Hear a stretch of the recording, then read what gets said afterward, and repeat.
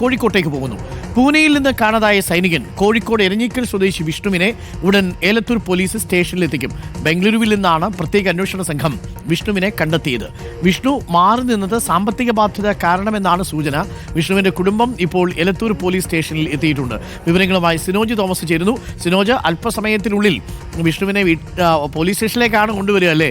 അമ്മയും അച്ഛനും ഉണ്ടോ പോലീസ് സ്റ്റേഷനിൽ, അതോ അച്ഛൻ മാത്രമേ ഉള്ളൂ? സിനോജ്.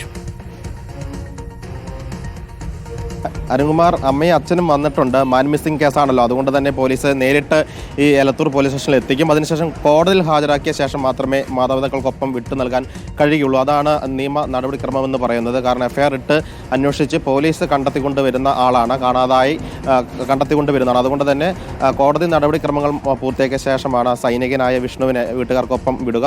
അതിന് മുന്നോടിയായിട്ട് മാതാപിതാക്കളൊക്കെ തന്നെ ഈ സ്റ്റേഷനിലേക്ക് എത്തിയിട്ടുണ്ട്. അല്പസമയത്തിനകം തന്നെ ബംഗളൂരിൽ നിന്ന് ഇവിടെ ഏലത്തൂർ സ്റ്റേഷനിലേക്ക് വിഷ്ണുവുമായി പോലീസ് സംഘം എത്തുമെന്നാണ് അറിയുന്നത്. കഴിഞ്ഞ രാത്രി ന്യൂ ഇയറിൻ്റെ രാത്രിയാണ് ബംഗളൂരിൽ വെച്ച് വിഷ്ണുവിനെ പോലീസ് കണ്ടെത്തുന്നത്. വിഷ്ണുവിൻ്റെ സുഹൃത്തുക്കളുമായി ബന്ധപ്പെട്ടാണ് ഈ വിവരം ലഭിക്കുന്നത്. വിഷ്ണു അവിടെ ബംഗളൂരിൽ ഉണ്ടെന്ന് വിവരം ലഭിക്കുന്നു. അങ്ങനെയാണ് പോലീസ് അവിടെ എത്തി വിഷ്ണുവിനെ കണ്ടെത്തി റോഡ് മാർഗം വന്നുകൊണ്ടിരിക്കുന്നത്. ആ സമയത്ത് എടുത്തൊരു സെൽഫിയൊക്കെ തന്നെ പുറത്തു വന്നിരുന്നു. വിഷ്ണുവിനെ കണ്ടെത്തിയ സമയത്ത് ന്യൂ ഇയർ ഗിഫ്റ്റ് എന്ന് പറഞ്ഞുകൊണ്ട് പോലീസുകാർ പറയുന്ന ഒരു സെൽഫിയൊക്കെ പുറത്ത് വന്നിരുന്നു. കാരണം സന്തോഷത്തോടെയാണ് വിഷ്ണുവും പോലീസുകാരും വിഷ്ണുവിൻ്റെ കുടുംബമൊക്കെ തന്നെ കാണുന്നത്. കാരണം പുതുവർഷ പുലരിൽ തന്നെ വിഷ്ണുവിനെ കണ്ടെത്താൻ വേണ്ടി സാധിച്ചിരിക്കുകയാണ്. കഴിഞ്ഞ 17-ാം തീയതി അവധിക്ക് നാട്ടിലെത്തേണ്ട വിഷ്ണു ആയിരുന്നു. പക്ഷേ അദ്ദേഹം വന്നില്ല. മറ്റ് പ്രശ്നം കാരണം, സാമ്പത്തിക പ്രശ്നമാണെന്നാണ് പോലീസിന് നൽകിയിരിക്കുന്ന മൊഴി എന്ന് പറയുന്നു. അച്ഛൻ രാവിലെ നമ്മളെ കണ്ടപ്പോൾ പറഞ്ഞത് സാമ്പത്തിക പ്രശ്നമൊക്കെ അറിയില്ലായിരുന്നു. അങ്ങനെ പറഞ്ഞിരുന്നെങ്കിൽ നമുക്കത് പരിഹരിക്കാവുന്ന പ്രശ്നം മാത്രമേ ഉണ്ടായിരുന്നുള്ളൂ എന്നാണ് അച്ഛൻ രാവിലെ പറഞ്ഞിരിക്കുന്നത്. ഏതായാലും പോലീസ് വിഷ്ണുവിനെ കണ്ടെത്തിയിരിക്കുന്നു. കഴിഞ്ഞ 16-ാം തീയതിയാണ് പൂനെയിലെ ആർമി ഇൻസ്റ്റിറ്റ്യൂട്ടിൽ നിന്ന്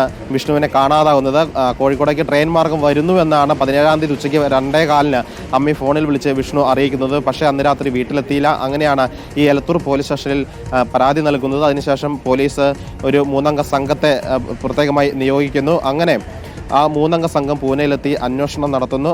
ആ സമയത്ത് 16-ാം തീയതി തന്നെ ക്യാമ്പിൽ നിന്ന് പോയതായിട്ട് വിവരം ലഭിക്കുന്നു. പൂനെയിൽ നിന്ന് 15,000 രൂപ ATM-ൽ നിന്ന് പിൻവലിച്ചതായും ഫോൺ അവിടെ വെച്ച് സ്വിച്ച് ഓഫ് ആയതും പോലീസ് കണ്ടെത്തുന്നു. അങ്ങനെ പോലീസ് പൂനെ കേന്ദ്രീകരിച്ച് അന്വേഷണം നടത്തുന്നതിനിടയിലാണ് ബംഗളൂരിൽ എത്തിയിട്ടുണ്ട് എന്ന് അറിയാൻ കഴിഞ്ഞത്. അങ്ങനെയാണ് ഇന്നലെ രാത്രി ബംഗളൂരിലെത്തി വിഷ്ണുവിനെ അവിടെ നിന്ന് കൂട്ടിക്കൊണ്ട് വരുന്നത്.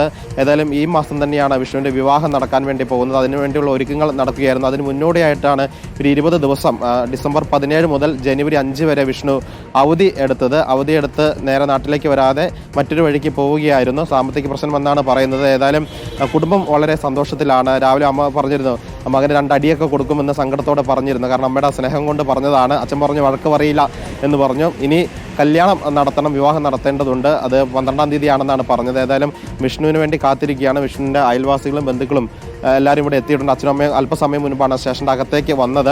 ഏതായാലും ഒരു സന്തോഷകരമായൊരു നിമിഷമാണ്. കാണാതെ പോയ ഒരു സൈനികനെ നമ്മൾ ഉൾപ്പെടെ പലതവണ വാർത്തകൾ നൽകിയതാണ്. അങ്ങനെയാണ് മന്ത്രി AK ശശീന്ദ്രൻ ഇടപെടുന്നു. കോഴിക്കോട് സിറ്റി പോലീസ് കമ്മീഷണർ ഒരു 3-അംഗ പ്രത്യേക അന്വേഷണ സംഘത്തെ വെക്കുന്നു. അവർ പൂനെയിലേക്ക് പോകുന്നു. പോലീസും വളരെ ശ്രമഫലമായിട്ട് ആണ് ഈ അന്വേഷണം നടത്തിയത്. കാരണം CCTV ദൃശ്യങ്ങൾ ഉൾപ്പെടെ പരിശോധിച്ച ആ ദൃശ്യങ്ങളിൽ കാണാം വിഷ്ണു കാറിൽ വരുന്നു. കർണാടക രജിസ്ട്രേഷൻ കാറിൽ പോലീസുകാർക്കൊപ്പം വിഷ്ണു വരുന്ന കാറാണ് കാണുന്നത്. നമുക്ക് ഒരു പ്രതികരണം കിട്ടുമെന്നും കൂടെ നോക്കാം. ഇന്നലെ രാത്രി ഉറങ്ങാതെ വിഷ്ണു എത്തിക്കൊണ്ടിരിക്കുകയാണ്. ബംഗളൂരുവിൽ നിന്നും വിഷ്ണു എത്തുന്നു. വിഷ്ണുവിനെ പോലീസുകാരാണ് ഏലത്തൂരിലേക്ക് എത്തിക്കുന്നത്. വിഷ്ണുവാണോ സൈഡിൽ ഇരിക്കുന്നത്? വിഷ്ണു അപ്പുറത്തെ സൈഡിൽ ഇരിപ്പുണ്ട് അല്ലേ സിനോജ്? വിഷ്ണുവാണ് നടുവിലിരിക്കുന്നതാണ്. വിഷ്ണു ഇപ്പോൾ ഇറങ്ങിയതാണ്. Vishnu is back home. സാമ്പത്തിക ബുദ്ധിമുട്ടുണ്ടായപ്പോൾ മാറിക്കാൻ തീരുമാനിച്ചിരുന്നത്. ഇപ്പോൾ ബാംഗ്ലൂരും മുംബൈയിലായിട്ടായിരുന്നു. അല്ലല്ല, ഞാൻ അല്ലാതെ എങ്ങനെ ഒറ്റയ്ക്ക് സംഭവങ്ങളൊക്കെ അറിഞ്ഞിട്ടുണ്ടായിരുന്നോ? ഇല്ല, അറിഞ്ഞില്ല. സാറുമാരെ കൂടെ ഇപ്പോൾ വണ്ടിയിൽ വരുമ്പോൾ സാറുമാരെ പറഞ്ഞപ്പോഴാണ് ഇത്ര വലിയ ഫോണ് യൂസ് ചെയ്തിട്ടില്ലായിരുന്നു. ഇപ്പോൾ കുഴപ്പമില്ല. ഇപ്പോൾ അപ്പത്തെ ഒരു ഹാപ്പിയാണ് ഞാൻ. കാരണം സാറുമാരും ഒരുപാട് പേര് ബുദ്ധിമുട്ടി, അതിലൊരു വിഷമമുണ്ട്. നല്ല രാത്രി സംസാരിച്ചിട്ടുണ്ട് സാറുമാരെ കണ്ടാലും. അപ്പോൾ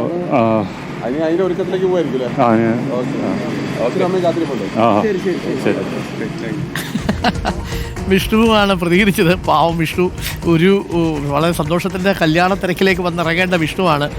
ചെറിയ സാമ്പത്തിക ബുദ്ധിമുട്ടുള്ളതുകൊണ്ട് ബോംബെയിലോട്ടും ബാംഗ്ലൂരിലോട്ടും ഒന്ന് മാറിപ്പോയി. അമ്മയും അച്ഛനെയും കാണുന്ന രംഗം കൂടി രസകരമായ രംഗമായിരിക്കും. അച്ഛനും അമ്മയും എനിക്കൊരു ആ ഓഫീസിലാണുള്ളത്. അച്ഛനും അമ്മയും കാത്തിരിക്കുകയായിരുന്നു. ശരിക്കും പറഞ്ഞാൽ അവർ വല്ലാതെ ടെൻഷൻ അടിച്ചു പോയി കഴിഞ്ഞ കുറച്ച് ദിവസങ്ങൾ. അമ്മയും അച്ഛനും ഉള്ളിലുണ്ട്. അമ്മ തീർച്ചയായിട്ടും എന്താടാ ഈ കാണിച്ചത് എന്ന് ചോദിക്കുന്നുണ്ടാവും. തീർച്ചയായിട്ടും വിഷ്ണുവിന് ചെറിയ സാമ്പത്തിക ബുദ്ധിമുട്ട് നേരിട്ടു എന്നാണ് പറയുന്നത്. അതിൻ്റെ പേരിൽ ബോംബെയിലേക്കും ബാംഗ്ലൂരിലേക്കും പോയി എന്തായാലും ശുഭപരിവശയായി തീർന്നു. എലത്തൂരിലെ പോലീസ് സ്റ്റേഷനിലെ പോലീസ് ഉദ്യോഗസ്ഥരും വളരെ കൃത്യമായി ആ കാര്യങ്ങൾ ഫോളോ അപ്പ് ചെയ്തു. ടവർ ലൊക്കേഷനുകൾ കേന്ദ്രീകരിച്ചേക്ക് അന്വേഷണം നടത്തി. അതിനുശേഷമാണ് ഒരുപാട് മണിക്കൂറുകൾ പല വിഷ്വലുകളും പരിശോധിച്ച് ഒടുവിൽ ബാംഗ്ലൂരിലെത്തി വിഷ്ണുവിനെ കണ്ടെത്തുകയായിരുന്നു. വിഷ്ണുവിനെ ഇപ്പോൾ പോലീസ് സ്റ്റേഷനിലേക്ക് എത്തിച്ചിട്ടുണ്ട്. സിനോജ, മാതാപിതാക്കൾ ആ മുറിക്കുള്ളിലുണ്ട് അല്ലേ? ഉണ്ട്. എല്ലാവരും പോലീസുകാർ ഉൾപ്പെടെ വളരെ സന്തോഷത്തിലാണ്. ഈ അന്വേഷണ ഉദ്യോഗസ്ഥനെ SIയെ വിഷ്ണുവിൻ്റെ പിതാവ് കെട്ടിപ്പിടിക്കുന്നതാണ് കുറച്ച് മുൻപ് കണ്ടത്. കാരണം അത്രയും കഷ്ടപ്പെട്ടാണ് പോലീസ് വിഷ്ണുവിനെ കണ്ടെത്തി കൊണ്ടുവന്നിരിക്കുന്നത്. നേരത്തെ പറഞ്ഞതുപോലെ 3-അംഗ സംഘം പൂനെയിലും അവിടെയെല്ലാം കറങ്ങി തിരിഞ്ഞ് ബംഗളൂരിലെത്തിയാണ് ഒടുവിൽ വിഷ്ണുവിനെ ആയിട്ട് ഇവിടെ എലത്തൂർ സ്റ്റേഷനിലേക്ക് എത്തിയിരിക്കുന്നത്. അതിൻ്റെ ഒരു ആശ്വാസം സന്തോഷവും എല്ലാവരുടെയും മുഖത്ത് കാണാനുണ്ട്. മാതാപിതാക്കളാണ് സന്തോഷത്തിലാണ്, പോലീസുകാരും അതിലേറെ സന്തോഷത്തിലാണ്. എല്ലാവരും പരസ്പരം കെട്ടിപ്പിടിച്ച് സന്തോഷം പങ്കിടുന്നതാണ് സ്റ്റേഷനിൽ എത്തിയപ്പോൾ കണ്ടത്.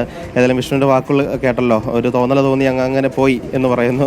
ഇങ്ങനെ കാര്യങ്ങളൊന്നും ചിന്തിച്ചിരുന്നില്ല എന്നാണ് വിഷ്ണു പറയുന്നത്. ഏതായാലും തിരികെ നാട്ടിലേക്ക് എത്തിയിരിക്കുന്നു. ഇനി വിഷ്ണുവിൻ്റെ വിവാഹമുണ്ട്.